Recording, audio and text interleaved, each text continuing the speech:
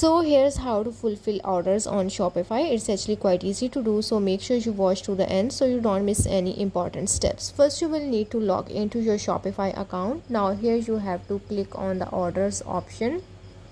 Here you will see a list of orders placed by customers. Click on the specific order you want to fulfill to view the details.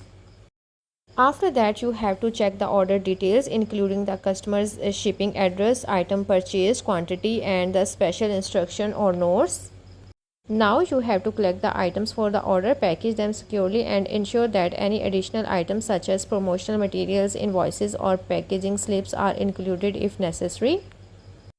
Once the order is packaged and ready to be shipped, go back to the order details page in your Shopify admin. Click on the mark as fulfilled button, usually located at the top right corner of the order details page.